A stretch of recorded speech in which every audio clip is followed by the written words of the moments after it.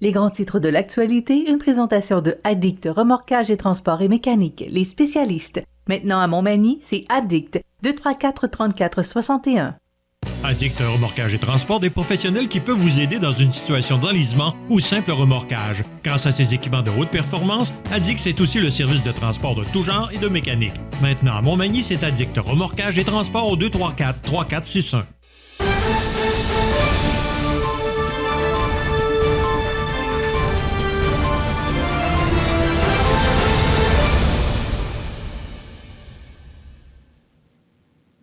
Les grands titres de l'actualité de ce mardi, le 7 février 2023. José Soucy, bon matin. Bon matin. José, les libéraux forcés de retirer leur amendement au projet de loi C-21, ben c'est ça, un parti dans l'opposition. C'est là pour veiller au grain quand il y a des choses peut-être qu'on doit changer, des choses qui sont peut-être pas à l'avantage des citoyens. Dans ce temps-là, le parti de l'opposition peut s'y opposer. Ben là, ça a fonctionné. Ben, c'est parce qu'il y avait le projet de loi C-21 là, concernant les armes. Là, on mettait des armes de chasse là-dedans, c'est-à-dire que ça aurait été interdit pour les chasseurs de se servir d'armes pour aller chasser, pour pratiquer leur sport, alors qu'il n'y a aucune raison, parce qu'on sait que le crime ou les crimes là, avec des armes à feu au Canada, c'est pas avec des armes de chasse, c'est des armes prohibées ou sinon des armes qui ont été acquises sur le marché noir. Donc, il n'y avait aucune raison pour les libéraux de passer de tels amendements, alors que les conservateurs, comme opposition, ont fait leur travail, ils ont consulté leurs gens, les associations de chasseurs et compagnie, se sont rendus compte que ça n'avait aucun sens. Ils ont mis de la pression et finalement la pression a réussi et les libéraux ont retiré ces deux amendements-là. C'est une bonne nouvelle, sincèrement, parce que c'est pas les chasseurs le problème au Canada concernant la violence avec les armes à feu. Et de loin, c'est arrivé une fois, je pense, ou deux dans l'histoire canadienne, une fois au Québec avec Marc Lépine à la Polytechnique, là, c'était une arme d'épaule. Pour le reste, c'est jamais arrivé, Michel. On en est où avec ce projet de loi-là? Est-ce qu'il est déposé, là? Parce qu'il y a différentes étapes, là. Ben, ils ont retiré les amendements, au moins, pour que ça passe, parce que les conservateurs n'auraient pas voté et les amendements n'auraient pas réussi à passer. Je peux pas dire la position du NPD du Bloc là-dedans. Je pense que le Bloc était du côté des chasseurs. Le NPD, c'est un peu plus problématique parce qu'on sait que le NPD sont très proches des libéraux, là, idéologiquement, mais toujours est-il que ça n'a pas passé avec les amendements. Et tant mieux, Michel, parce que nos chasseurs auraient été punis inutilement. Bon, ce matin, ça fait longtemps qu'on n'a pas parlé de la gouverneure générale. On s'ennuyait, hein? Il me semble que je te trouve tranquille. Là, non, une autre bonne raison ce matin d'en parler, Michel. Là, une augmentation de près de 40 000 $ depuis le début de la crise covidienne pour le salaire de la gouverneure générale. La gouverneure générale qui est essentiellement la représentante de la reine ou du roi présentement, même s'il n'a pas été officialisé, le roi, mais c'est sous peu. Mais de toute manière, on vit dans un système parlementaire britannique avec une monarchie constitutionnelle, si mon souvenir est bon. Donc, on est rendu maintenant pour la gouverneure générale de salaire. Attends un peu, là. OK, vas-y, je me tiens près de la table. 342 100 $ pour la gouverneure générale, alors que ça ne sert absolument à rien. Je veux dire, c'est tellement... Mais... José, ça sert, oui, pas si dur. Je t'écoute, là. Ça sert à quoi? Je sais pas. C'est ça. Quand tu le sais pas, là. Écoute, ça représente...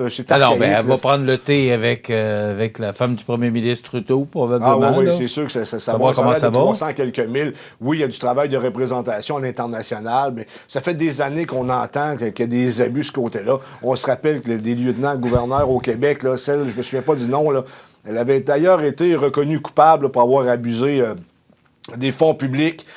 Lise Thibault, voilà, depuis qu'on en entend parler, l'ancien astronaute, le nom m'échappe, là, aussi, qui n'était pas très fine avec ses employés. Julie Payette, voilà, heureusement, j'ai quelqu'un à la régie qui vient on a des recherchistes derrière. On a nos recherchistes maintenant. Ouais. Mais quand même, Michel, là, on va parler un peu plus sérieusement. À quoi ça sert? Là? 342 100 $ ça, c'est avec l'augmentation? Avec l'augmentation. Okay. Puis ça augmente. Ben, écoute, ça aurait pu être 500 000. Là. Non, mais ça sent bien. Écoute, pas la tête, là, ça sent bien. De toute manière, du côté du gouvernement fédéral, il n'y en a pas de problème. On a les coffres pleins. Écoute, hier... On a les coffres pleins de dettes, oui, effectivement. Ouais. Hier, j'entendais, parce que là, on vient de donner, on fournit des avions à l'Ukraine. Qu'on aide l'Ukraine, je suis d'accord, mais là, je commence à trouver que les montants commencent à être élevés.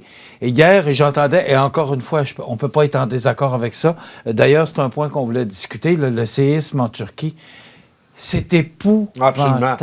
Ça tu regardes les images. Mais là, hier, M. Trudeau, qui s'est empressé de dire qu'on allait donner de l'argent à court terme et de l'argent à long terme. Écoute, comme je dis, là, on ne peut pas être en désaccord d'aider ce pays-là. Mais de combien? Combien on va l'aider? Est-ce qu'on a les moyens d'aider tout le monde comme on le fait là? C'est sûr que si, à un moment donné, la même chose nous arrivait, on serait content d'avoir de l'aide des autres pays, mais est-ce que les autres pays seraient aussi enclins à le faire? Moi, c'est toujours la question que je me pose. Mais aussitôt qu'il se passe de quoi, M. Trudeau est toujours le premier, parce que c'est hier, moi, j'ai regardé tous les bulletins de nouvelles sur tous les réseaux.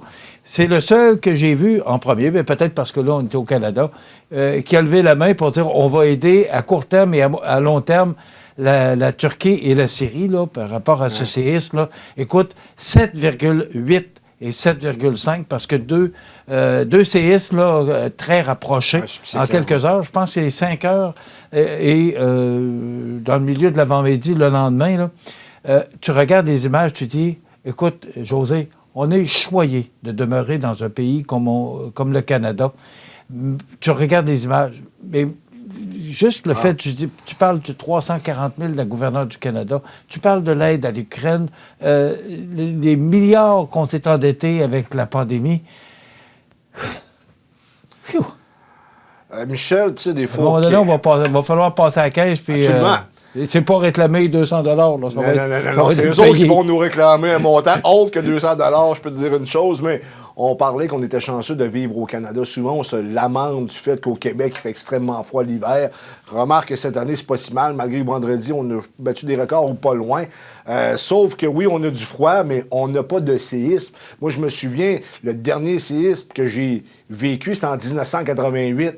Le 25 novembre, oui, le jour de Sainte-Catherine. J'étais à l'extérieur, j'étais jeune, là, j'avais 9 ans, je jouais à la cachette, j'étais caché au bureau municipal à l'extérieur, puis ça s'est mis à shaker, pas à peu près, Michel, j'ai eu peur. Finalement, je me demandais ce qui se passait, et le père de mon ami est arrivé nous chercher par la suite parce que ça avait vraiment brassé. Je me souviens même au centre commercial de Rivière-du-Loup, là, le plancher avait craqué, puis c'était la panique. Parce que lorsque ça arrive, ces choses-là, tu es comme face à l'inconnu, puis face à quelque chose que tu ne maîtrises pas.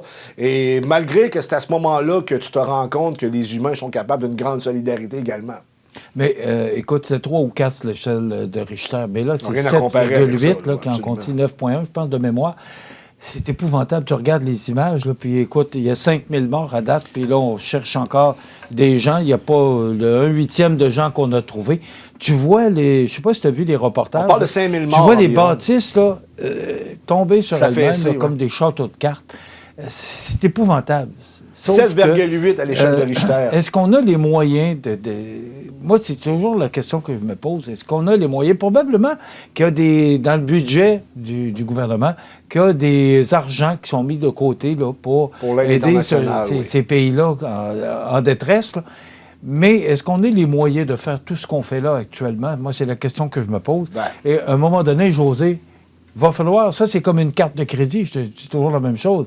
Quand tu achètes, tu fais la Roomba, tu es en voyage et tu t'amuses, bien quand tu vas revenir de voyage, il va falloir la rembourser la carte de crédit. Est-ce que tu auras les moyens de le faire?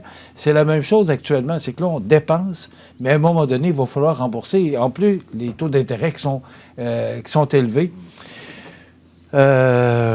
C'est toujours... Il faut choisir nos combats également. Là, on dépense de l'argent qu'on n'a pas. Ben oui, on va envoyer de l'argent à la Turquie pour qu'elle se reconstruise. Ça, je suis d'accord. Mais lorsqu'on envoie de l'argent pour faire la guerre, alors qu'on n'a pas déclaré la guerre, c'est un autre sujet, selon moi. José, je sympathise et de tout mon cœur, de tout mon être avec ces gens-là qui vivent une détresse épouvantable. Mais... encore une fois, le Canada a levé la main le premier pour dire on va aider ces pays-là, mais il faudrait aussi penser à aider aux gens qui sont dans le besoin. Aujourd'hui, tu sais, j'en ai parlé, c'est la réunion et c'est 2 heures seulement, donc c'est pas aujourd'hui qu'on va signer une entente, là. C'est une rencontre avec tous les premiers ministres du Canada qui sont arrivés hier. Le premier ministre Trudeau les rencontre pour leur faire une offre pour avoir de l'argent de plus pour la santé.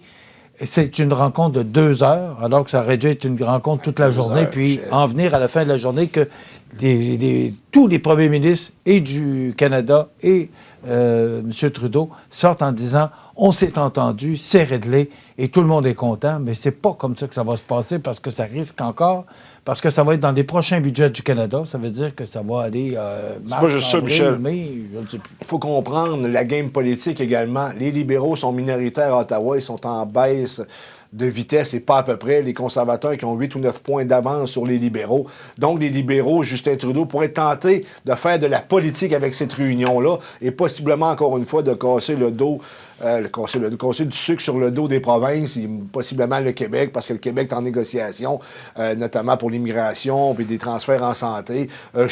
Je m'attends à pas grand-chose de cette réunion-là, sincèrement. On parle par ailleurs également du chemin Roxham qui ne se règle pas, Michel. Il y a énormément de dossiers qui touchent le Québec. Et avec le premier ministre actuel que nous avons, il se dit nationaliste. Mais en même temps, lorsque tu te dis nationaliste et que tu commences à faire des revendications à Ottawa et qu'Ottawa te dit, de toute manière, tu veux pas te séparer, fait qu'endure le système comme il est là, puis comme il est présentement, et tu te retournes à Québec pour te dire, ben on n'a pas réussi à rien avoir. C'est ça pareil. Bon, OK. Celle-là, ça va faire. Il y a une bonne nouvelle ce matin. Ben, il y a des bonnes nouvelles. L'essence a baissé dans deux pétrolières à Montmagny de 7 cents, 1 piastre et 66,9 à 1,59,9. Sauf que, oui, mais. Parce que là, il y a une pétrolière encore qui ne l'a pas fait, mais il y en a 2 sur 3. Moi, ce matin, j'en avais vu une. Toi, tu en as vu 2. Mais.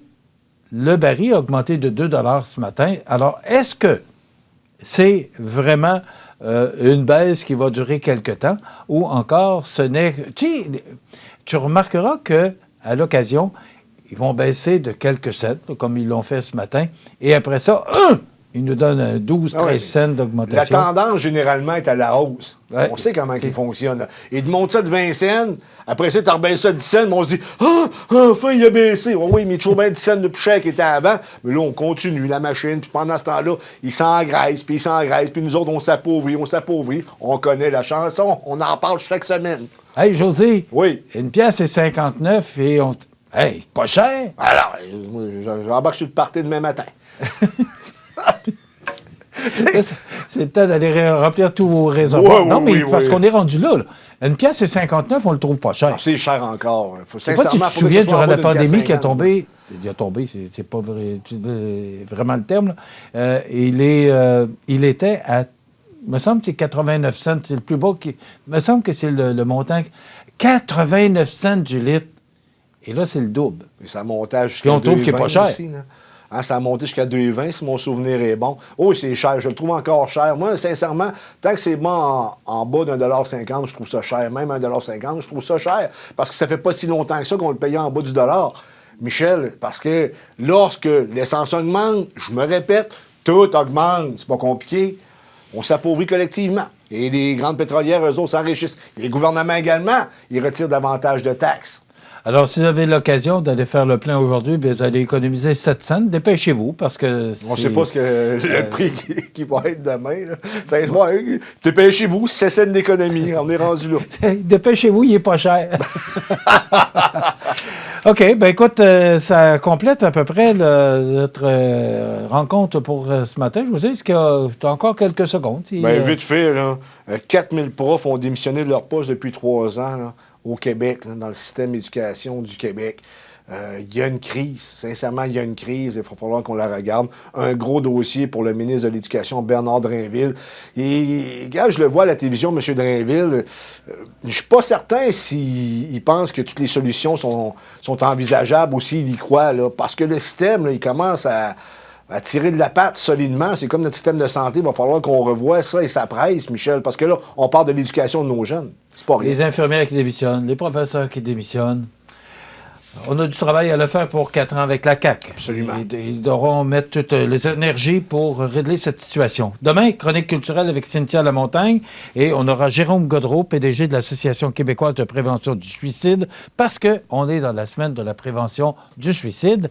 Ça complète notre émission de ce mardi 7 février. Passez une bonne journée, mesdames et messieurs. À demain.